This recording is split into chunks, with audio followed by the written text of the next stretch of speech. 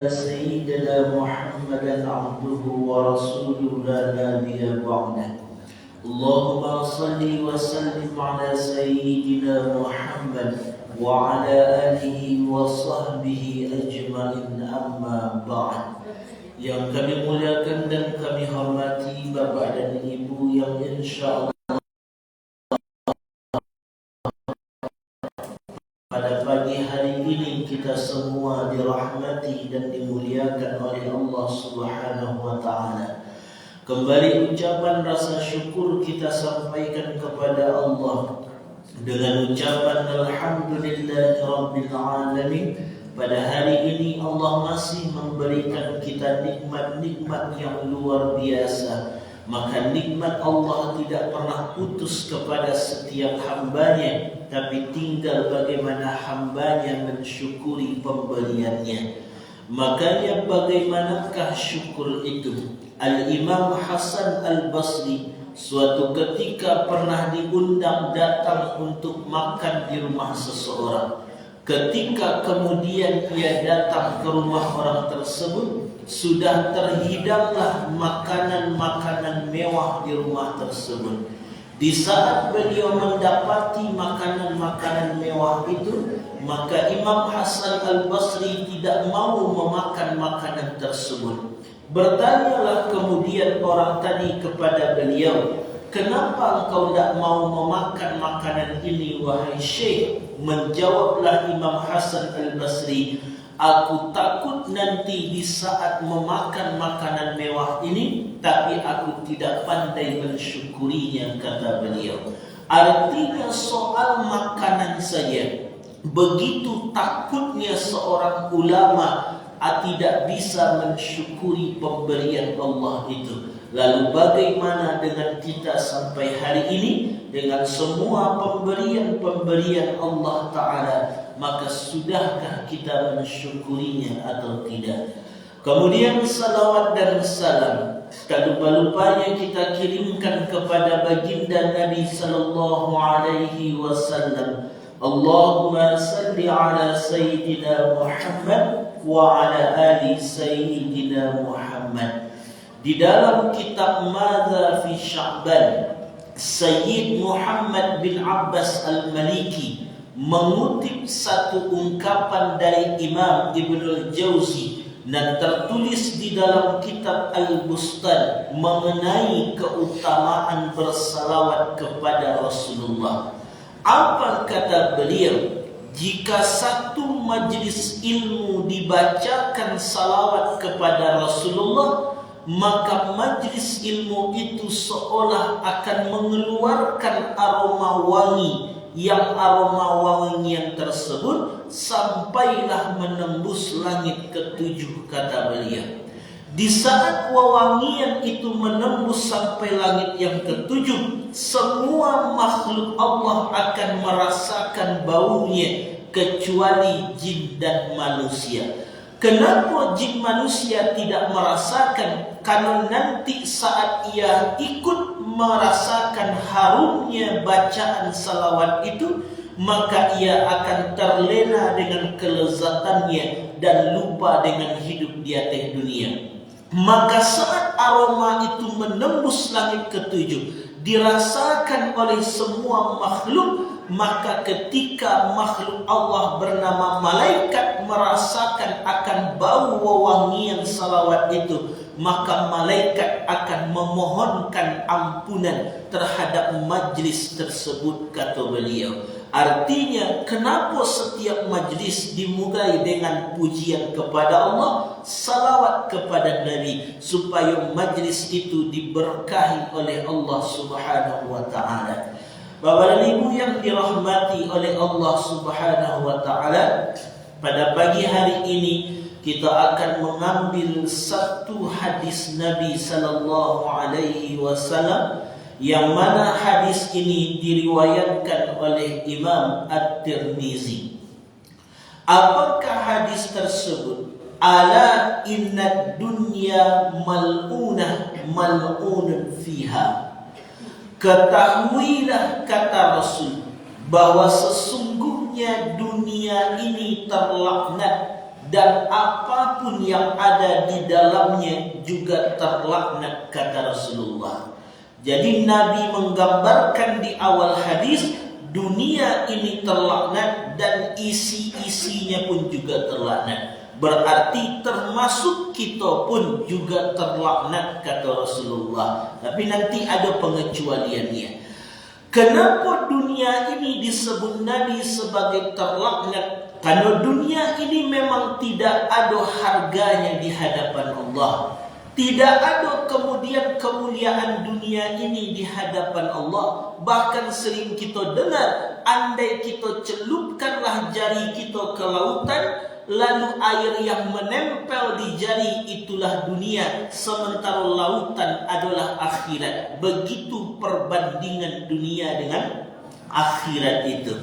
Dan memangkah dunia ini berbahaya? Iya. Al-Imam Hujjatul Islam Abdul Hamid Al-Ghazali di dalam kitab beliau Minhajul Abidin mengatakan salah satu penghalang seseorang beribadah kepada Allah yaitu dengan dunia, kecil beliau. Ini penghalangnya 4. Dunia, setan, nafsu, makhluk. Tapi yang paling berbahaya menghalangi dunia. Dunia ini kalau tidak bisa memahaminya, bisa merusak dan menghalangi orang ibadah kepada Allah. Kadang coba tes Bapak dan Ibu, kita lah sedang salat, kadang salat itu kan tidak lama 10 menit, tapi nan dunia masih ikut serta dalam fikiran kita. Amo itu banalah sulitnya dunia. Amo pun sampai kini menghilangkan dunia itu dalam salat memang agak sulit.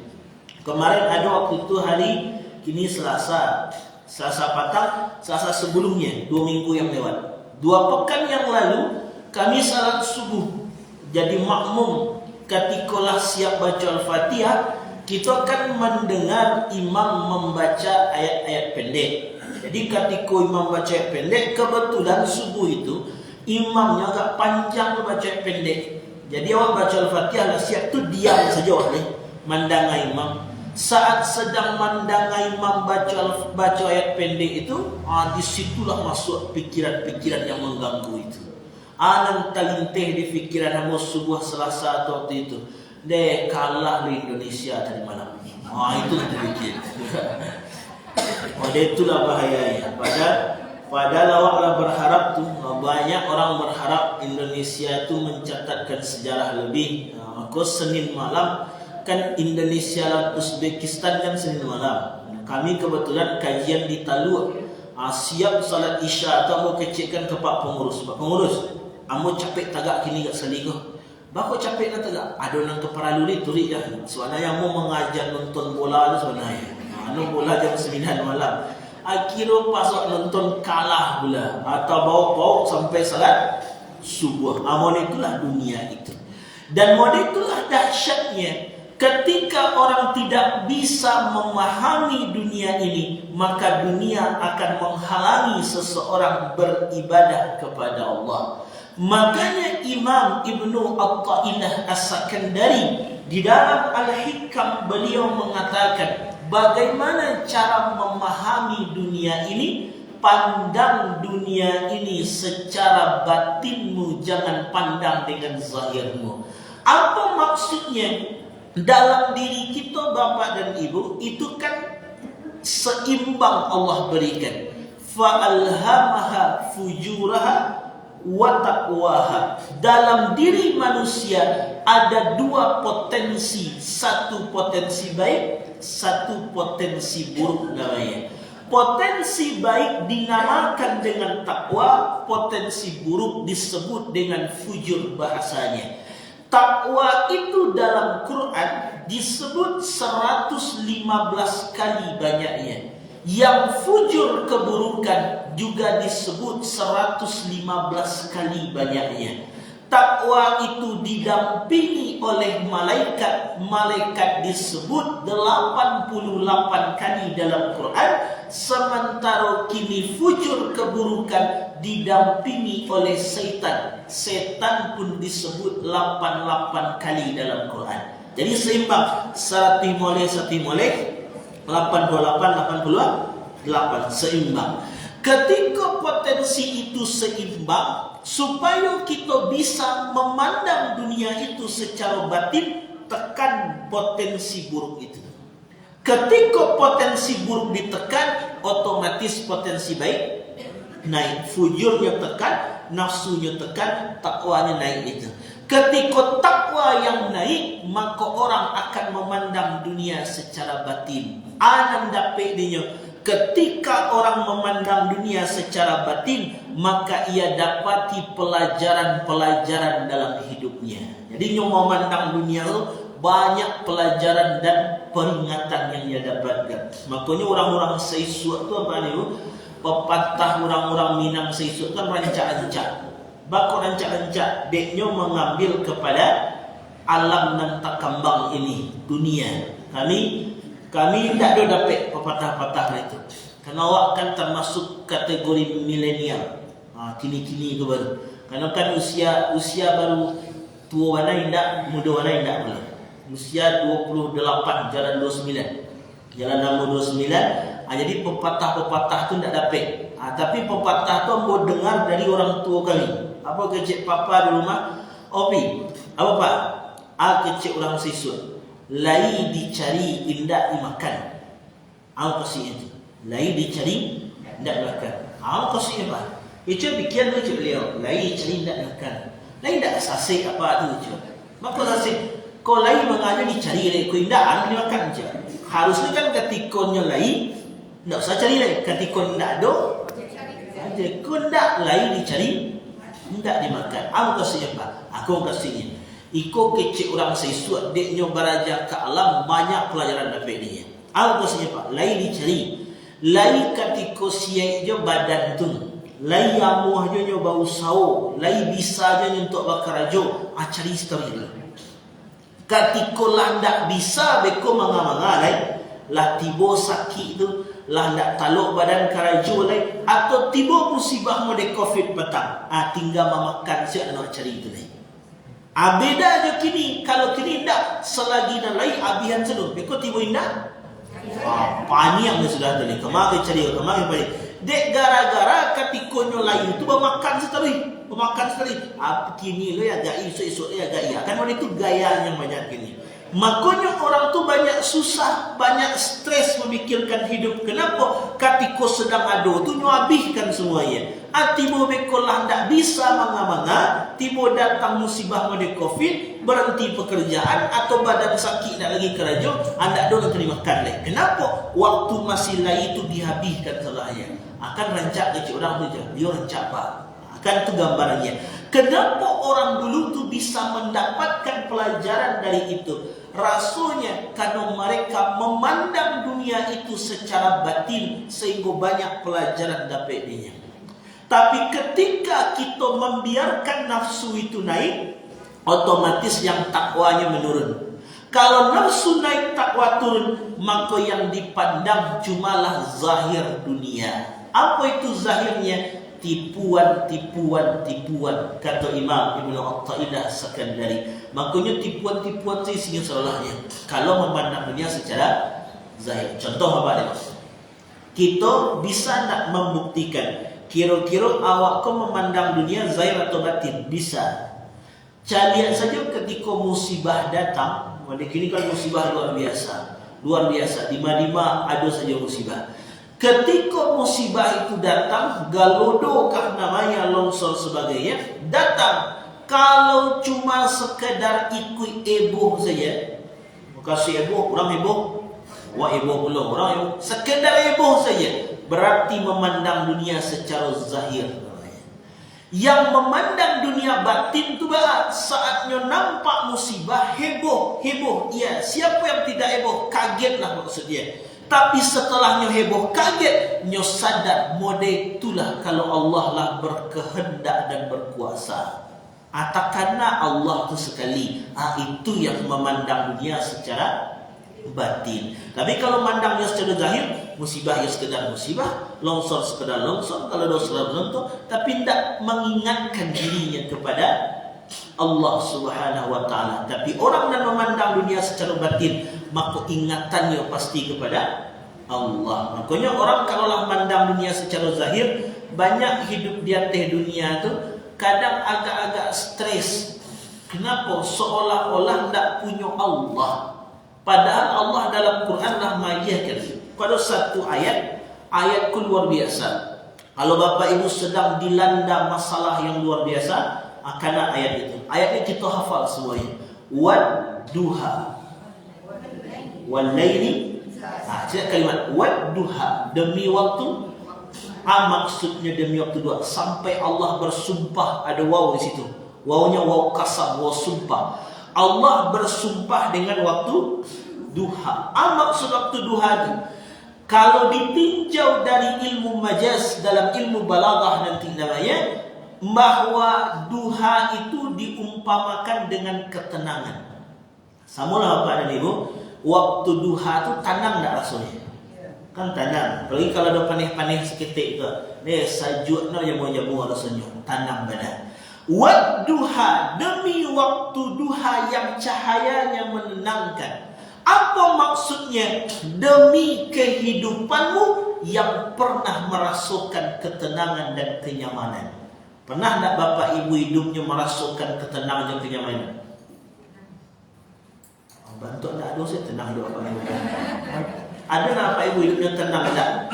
Kan pernah kita merasakan ada masa hidup waktu tenang dan senang, nyaman benar rasanya. Tapi walaili idza saja, tapi demi malam dan gelap gulita. Apa maknanya? Tapi di saat engkau pernah merasakan ketenangan hidup seperti tenangnya waktu duha, tapi engkau juga pernah merasakan hidupmu begitu sulitnya, seakan-akan masalah itu seperti malam dan gelap gulita. Harinya siang, tapi kalam sedunia pun nampaknya. Dek gara-gara beban masalah hidup itu. Pernah tak balik Bapak Ibu? Lain. Contohnya, model ini kan tenang Bapak hati Bapak Ibu kok. Tenang dengan pengajian. Tiba pas pulang mereka masuk jawab Pak, pulang je Pak. Allah Pak, agak Bapak buka bini jadi je Pak. Ketika pemandangan itu kan kalam dunia tu selesai. Kalam dunia tu jadi selesai. Ketika dua kondisi itu pernah dialami, apa maksudnya? Satu kondisi kita pernah merasakan ketenangan seperti tenangnya waktu duha, tapi di kondisi yang lain kita pernah merasakan kesulitan, beban berat seperti gelapnya malam yang luar biasa. Tapi Allah mengatakan ma wadda'aka rabbuka wa ma qala, tapi ingat yang aku Tuhanmu tidak pernah meninggalkanmu. Baralah dahsyat kalimat Allah itu. Sedang senang hidupmu, tak pernah aku tinggalkan. Apalagi sedang susah. Jadi berapapun beratnya beban masalah itu, kata Allah, berapapun kini kejamnya dunia itu, kata Allah, yang penting jangan jauh-jauh dariku. Pandang dunia itu secara batin, ingat engkau punya aku. Sedangkan saat bahagia saja engkau lupa kepada aku tak pernah lupa. Apalagi sedang sulit itu. Itu kalimat penenang tu. Jadi Bapak Ibu kalau hidup di dunia ada banyak bebannya, karena si kalimat ma wadda'aka rabbuka wa ma qala. Apapun kondisimu, aku tidak pernah meninggalkanmu, kata Allah. Itu yang dunia itu. Jadi pandanglah dunia secara batin. Jangan biarkan nafsu itu naik. Biarkan takwa yang naik. Bagaimana supaya nafsu itu tidak naik? Disebutkan oleh ulama-ulama tasawuf. Kata mereka, yang membuat nafsu itu naik biasanya karena membiarkan tubuh ini dengan kesenangan-kesenangan. Karena nafsu itu ingin senang-senang. Nafsu itu inginnya cuma golek-golek saja. Nafsu itu cuma ingin lalu-lalu saja, makan-makan saja, belanja, shopping saja. Atau keinginan nafsu itu. Ketika orang memperturutkan kesenangannya, maka nafsunya semakin naik. Karena itu kehendak nafsu.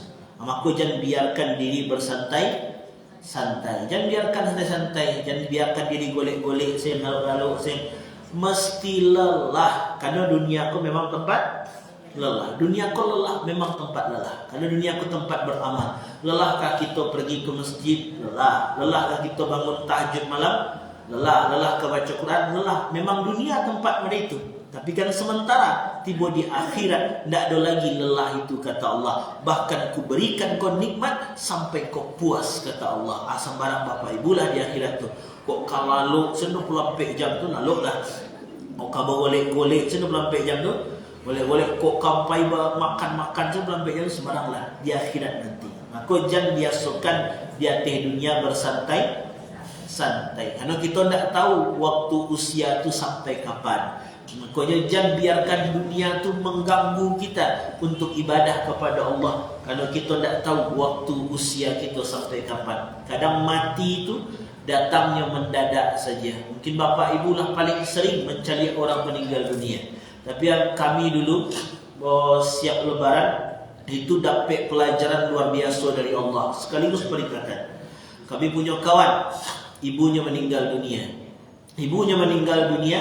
Mau tanyakan sakitkah ibu? Oh, enggak sakit dah. Jam 6 pagi lewat seperampek ibu ko ngecek sakit kepala. Dia sakit kepala, jadi kawan nama tu disuruh lah duduk labu sandar kemarian. Duduk ibu di muka sandarnya ke punggung kawan nama tu, ke punggung anaknya. Lalu diurik-uriknya lah kepala ibunya. Urik-urik kepala ibunya. Baru setengah 7 lah. Lain pada suruh. Tak ada sakit je baru ngecek ibu tu. Sakit baru. Tu urik-urik je. Dia ajak mengecek dan sekali lagi, tak ada suaranya lagi. Dia jaga-jaga dan lain. Kilonya lah berpulang ke rahmatullah. Model itu sih mati tu nampak.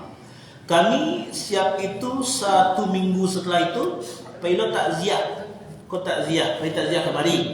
Selesai takziah, mau tagak di luar, bertemu dengan tetangga. Pergi takziah ke rumah tu. Ya bu, kami baru ke Malang petang baru kecuali. Oh meninggal keluarga ibu. Ya meninggal. Dulu pada kau. Dulu keluarga kami sehari je. Diceritakannya lah. Kau rumah orang yang sakit tu. Kau ruang kau sakit tu. Kalau masuk orang sakit, kini lah pulang ke rumah. Pokoknya sakit silah.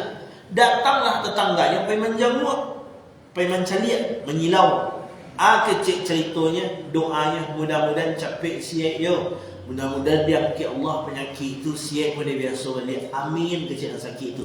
Hari Senin waktu itu. Ketika ikut mendoakan yang sakit supaya sihat hari Senin, hari Selasa ikut jalan dekat rumah terjatuh meninggal dunia sekali. Cuma jalan saja dekat WC, tergelicik pesawatnya, jatuh meninggal dunia. Bayangkan yang mendoakan yang ikut, semudah capek siap dia panjang umur siap balik badan, tapi nyonan dulu pergi berpulang kepada Allah. Selasa, Rabu baru nak sakit itu meninggal dunia. Model itulah mati itu nampaknya. Tak pernah tahu kapan waktunya. Kita bagaimana? Bisa jadi saja setelah ini kita kembali kepada Allah, bisa saja. Bisa saja kita berpulang ke rahmatullah, bisa saja. Makanya jangan biarkan dunia menghalangi kita ibadah kepada Allah. Makanya itulah dalam hadis tadi disebut ala inna dunya mal'unah. Dunia itu terlaknat. Kecuali ke kalimat Nabi. Kecuali siapakah yang tidak terlaknat itu wahai Rasul? Dunia terlaknat, isinya pun juga terlaknat. Kecuali siapa wahai Rasul? Zikrullah wa mawala wa alimun aw muta'allimun. Kecuali yang tidak terlaknat itu mereka orang-orang yang mengingat Allah, wa alimun berilmu, aw muta'allimun atau belajar ilmu. Itu garis bawahnya. Jadi bapak ibu sedang hadir di majlis-majlis ilmu model kini, berarti sedang keluar dari terlaknatnya dunia ini. Jadi dimuliakan Allah. Jadi jangan dianggap duduk di majlis ilmu itu tidak ada faedah manfaatnya. Luar biasa manfaatnya. Nabi menyebut dunia terlaknat, isinya juga terlaknat, kecuali mereka yang mau datang ke majlis ilmu, kata Rasulullah. Akan luar biasa majlis ilmu itu. Tapi itu yang sayangkan, majlis ilmu banyak tapi kadang isi yang tidak ada. Kami kan banyak pergi pindah-pindah masjid musalla. Kalau rato-rato bapak dan ibu, kalaulah di kampung-kampungan, Itu rata-rata pengajian-pengajian musalah itu jemaahnya sekitar 8 orang, 10 orang, segitu sih banyaknya itu.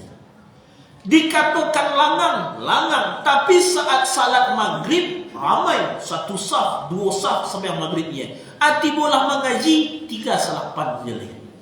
Seolah-olah tak perlu majlis ilmu itu. Cari waktu Ramadan, kalau lain mengaji dulu baru sembahyang, lumayanlah. Tapi kalau lah sembahyang dulu baru mengaji, itu parah. Kalau lah salat tarawih dulu baru sudah tu pengajian, separuh jemaah li pulang itu sulahnya. Padahal tidak menganggap ilmu itu penting. Makanya Imam Abdullah bin Mubarak di dalam kitab beliau Syiar A'lam An-Nubalak mengatakan, ajibtu liman lam yatlu bil ilma. Aku heran dengan orang-orang yang tidak mau datang ke majlis ilmu. Kenapa engkau heran wahai Syekh? Kaifa tad'uhu nafsu ila makrumah? Bagaimana mungkin ia akan jadi baik sementara tidak mau datang ke majlis ilmu? Awak kelok. Bagi maksudnya mereka apa itu? Kita salat, contohnya salat itu tujuannya memperbaiki akhlak. Bagaimana akhlak kita akan baik sementara salat tidak dengan ilmunya? Itu maksudnya. Bagaimana salat itu jadi amal saleh sementara salat itu pun tidak dengan ilmunya? Maka diadakan pengajian. Kan rancak dewa. Ada kajian hadisnya, yang kita kaji kajian hadisnya, ada kajian fikihnya. Kan rancak itu ilmu-ilmu untuk membuat amal menjadi amal saleh. Bagi contoh Pak, kira-kira perlu atau tidak ilmu itu? Bagi contoh, kalau kecil Bapak Ibu perlu tidak ilmu itu?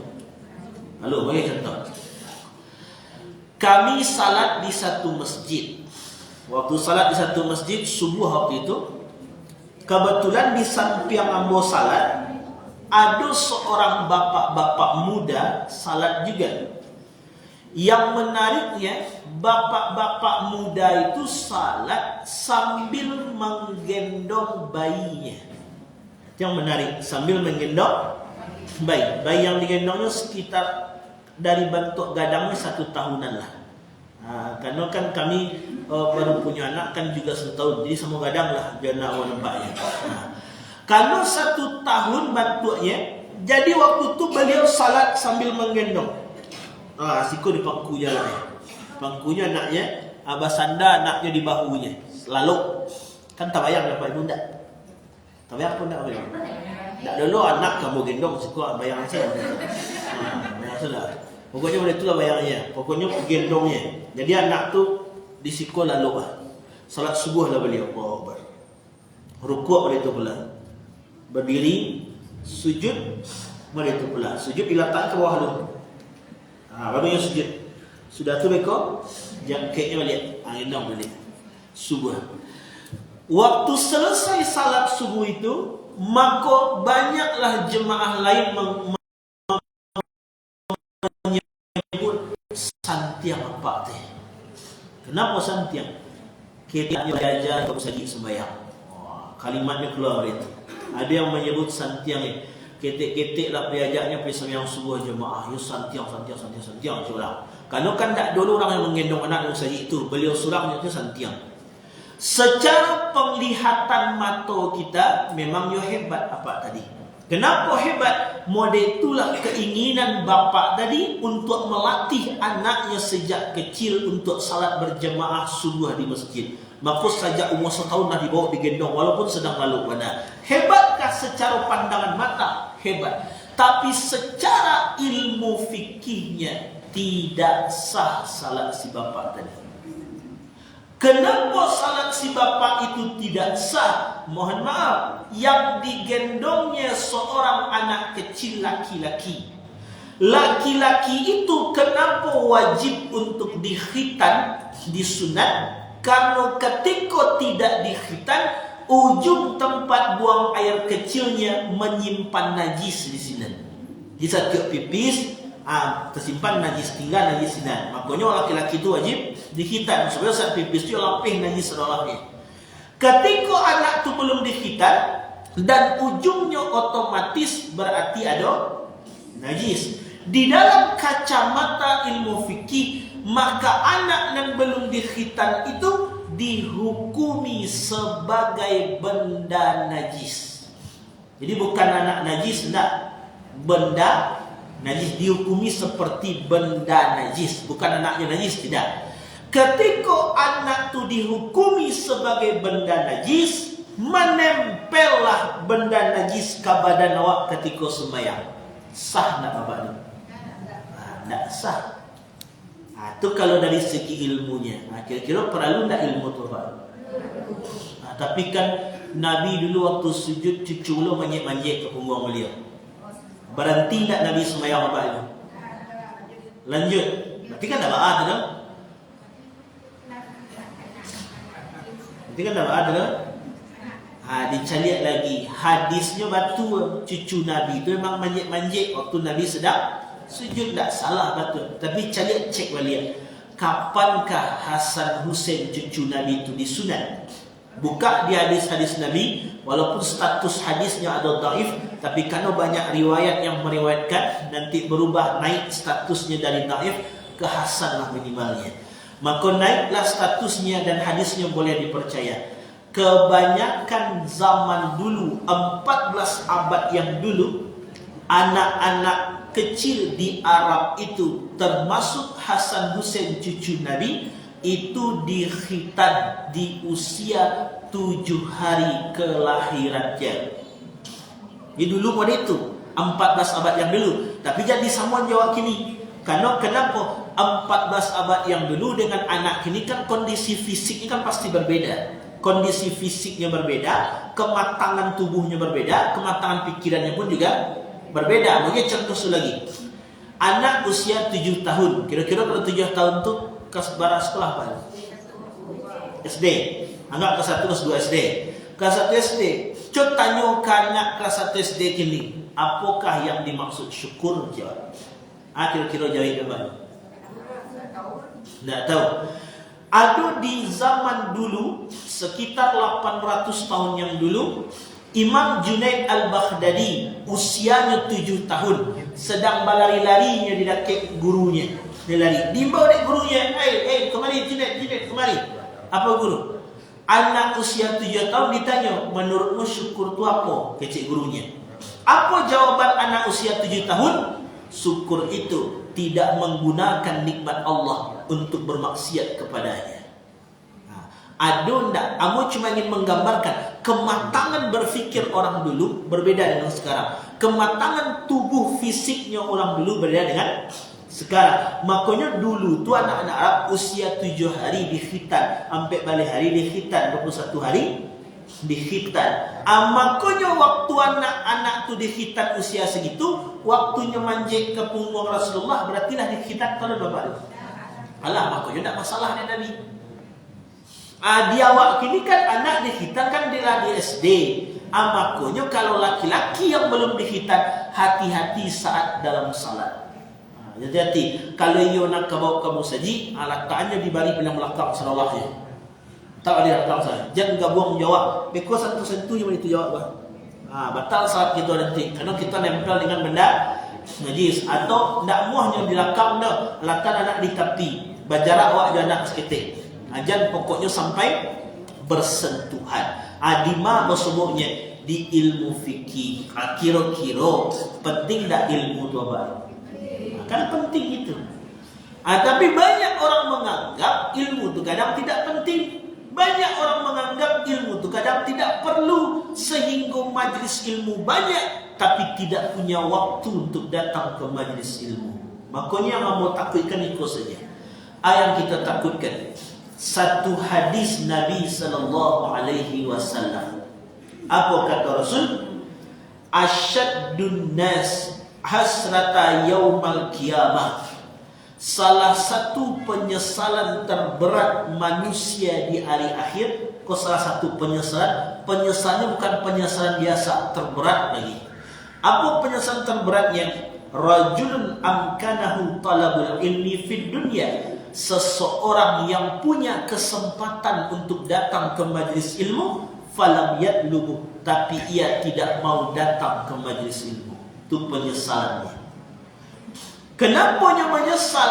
Karena dia menyesal menyesal. Kok gara ibadah mu tak diterima ya Allah, salat amu kok tak diterima ya Allah, puasa mu kok tak diterima ya Allah. Gara-gara kita tak berusaha mengkaji ilmu tentang salat, mengkaji ilmu tentang ibadah-ibadah kita, sehingga muncul penyesalan di akhirat nanti. Tapi bisakah penyesalan itu ada gunanya? Tidak. Lan tarji'al ayyamul latibada, yang berlalu tidak akan pernah kembali lagi, kata Allah. Makanya jangan sampai menyesal. Kadang kan malu lo apa dulu. Kau malu. Anggaplah pada kini kau di hari yang Selasa kau. Itu kan kajian sekali sepekan. Selasa. Berapa lama Pak? Sejam. Coba bayangkan. Sehari 24 jam. Sepekan 24 kali 7 168 jam. Wah, kancang matematik umur baru. Bukan kancang matematik, bukan lama hebat, lama kali-kalian di rumah dulu. Biar capek itu sebenarnya. 24 kali 7 168 jam. Coba bayangkan 168 jam Allah bagi waktu satu pekan. 168 jam. Ndak tersisihkan waktu saja untuk pergi mengaji model gini. Abah kecil bertanggungjawabkan nanti itu. Sejam cuma.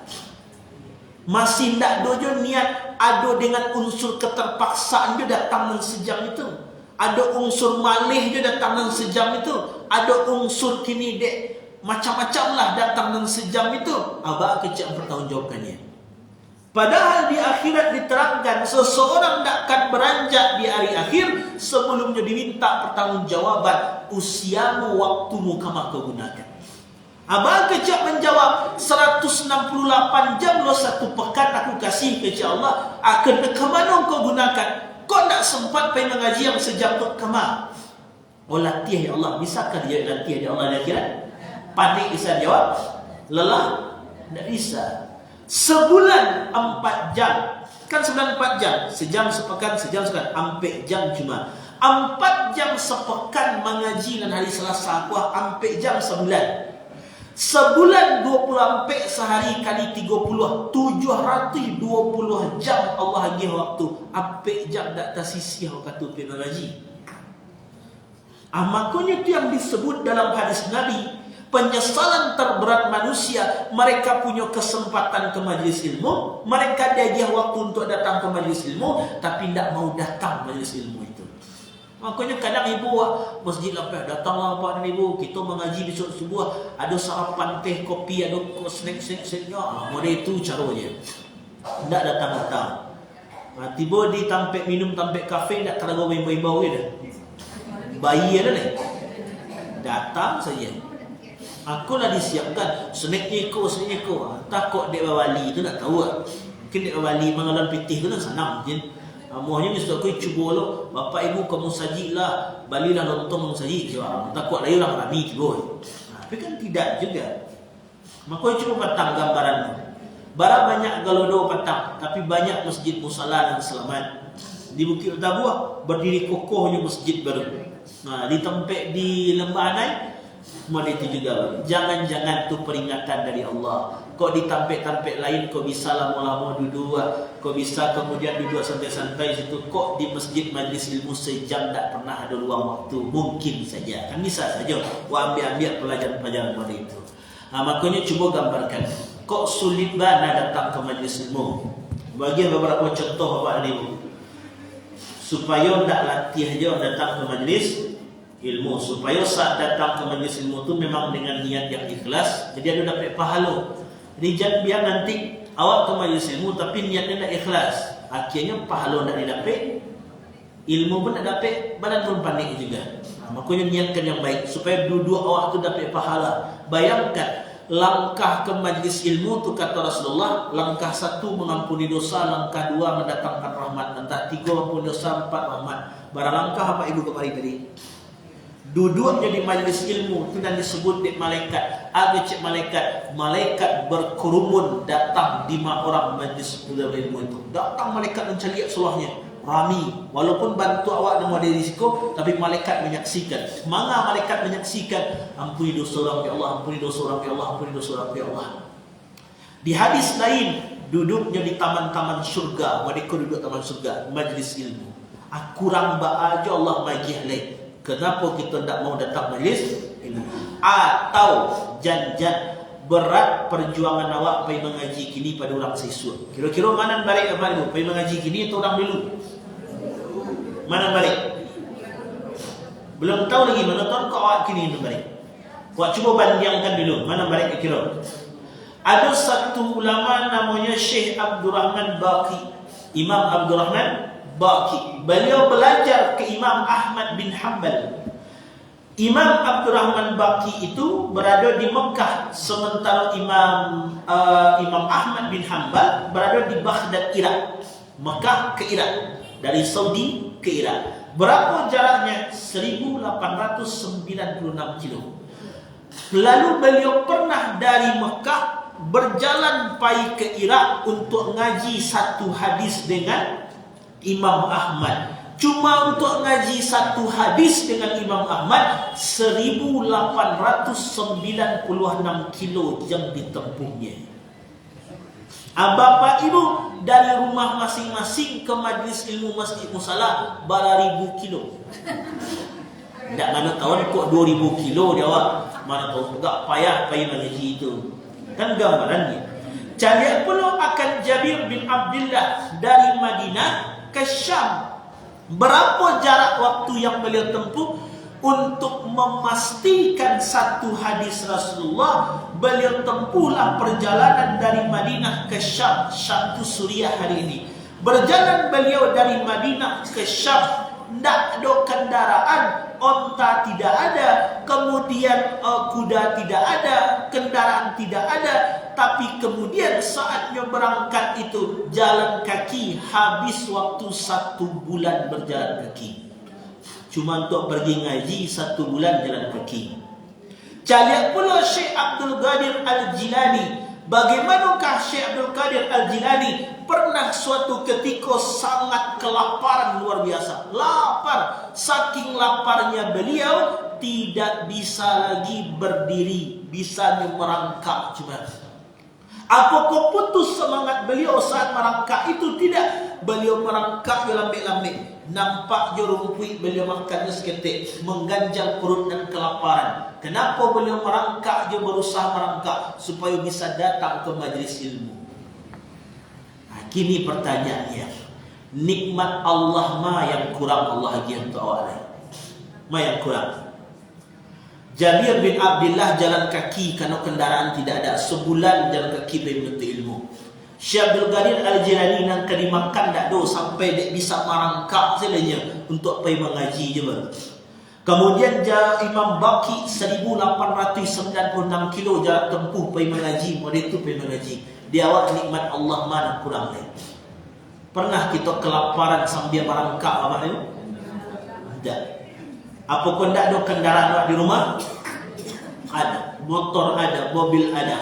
Adakah jarak pergi mengaji dan sampai ribuan kilo? Tidak ada. Ama yang kurang nikmat. Makanya jangan nanti sampai menyesal ketika di akhirat. Dunia itu cuma apalah dunia ini. Dunia itu kalau diperturunkan memang itulah kebahagiaannya. Tapi Allah lah menyebut mata'ul ghurur. Dunia itu cuma kesenangan yang bersifat sementara saja. Memang senang, tapi sifatnya cuma sementara. Bahagiakah ia? Duduk-duduk awak di tampik-tampik yang senang di awak tu, bahagiakah ia? Main-main awak bahagiakah ia? Tapi kan sementara saja. Lepas dari itu, tidak ada. Kok mau mengorbankan kebahagiaan yang sejati hanya untuk kebahagiaan yang sementara saja?